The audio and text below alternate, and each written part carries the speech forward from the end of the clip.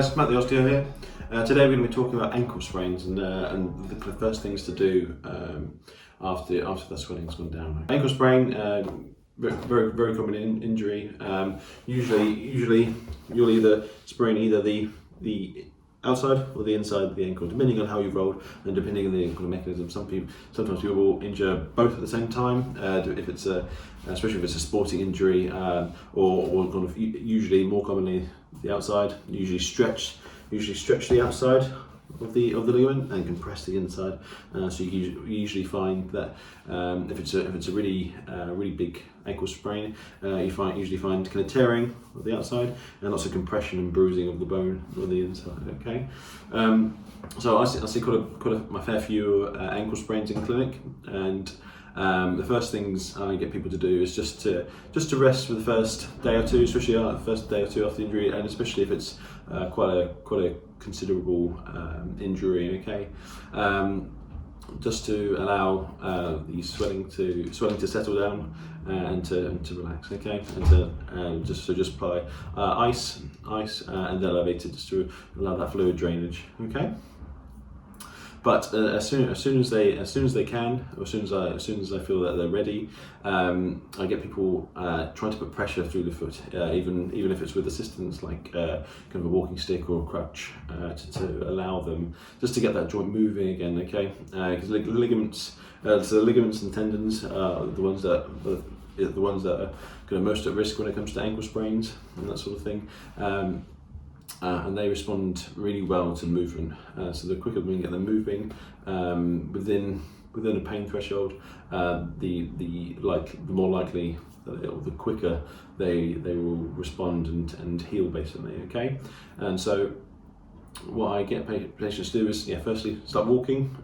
Once we get through walking relatively comfortably, or kind of can put weight through the foot, I then get them trying to balance on one leg. Okay, so it's just as you would normally. So if I'm going to stand up now, and so just go from here to here, standing on one leg. Okay, and so what you'll find is your bad foot will be quite wobbly to begin with, and it doesn't matter if you have to hold on. And if you compare it to your other side, it should seem a lot more stable. Okay, so that's the first test, and so you can do that pretty much anywhere, waiting for the kettle to boil, brushing your teeth, kind of any moment during the day where you're standing up waiting for something, just crack on and do that. Okay, and it's a really quick way of restoring the lost connections when you sprain your ankle. Okay, so what I mean by that is when you sprain your ankle, you lose a sense of proprioception. Okay, so proprioception is when your body's ability, or your brain's ability, to know where your joints are in space. So if you close your eyes and get your finger, touch your nose, your brain knows exactly where your finger is in space and where your nose is relative to that. Okay, so when you sprain your ankle and tear those, or sprain or stretch those ligaments in the ankle, your brain doesn't quite know exactly where it is, because the ligaments relay the information back to the brain, basically. Okay, and so when you stretch, when the brain thinks it's this long, and it's now been stretched to this long, it doesn't quite know exactly where it is. So that's why when I get people to do kind of a single leg test, so where they're just standing on one leg for kind of 30 seconds or so, with eyes open or eyes closed, depending on how good they are, I get them to, what you'll find is that one leg is much more wobblier than the other. Okay, and that's because you've lost that sense of balance in the ankle. Okay, so moving on, once you've kind of established that single leg stand, what we can then do is go on to some more advanced exercises. Okay, I mean, what you want to do is challenge your balance as much as possible within a controlled environment. Okay, so the next step is getting a pillow or a cushion, just to make the surface just a little bit more unstable under the foot. This is quite an easy one, but if you've got kind of like a more plump pillow, it's going to challenge. It's going to make the ground more uneven underneath you. Okay, And so there's some simple things that you can get online from Amazon. So there's something called a wobble disc, which is kind of a circular object which is inflated, and it's about that thick or so, a couple of inches thick. And so you can inflate it to really firm to quite soft. Softer it is, the harder it's going to be. And so you'd stand on that disc with 2 feet to begin with, because it's quite difficult. Then as you get used to it, then use the 1 foot, okay?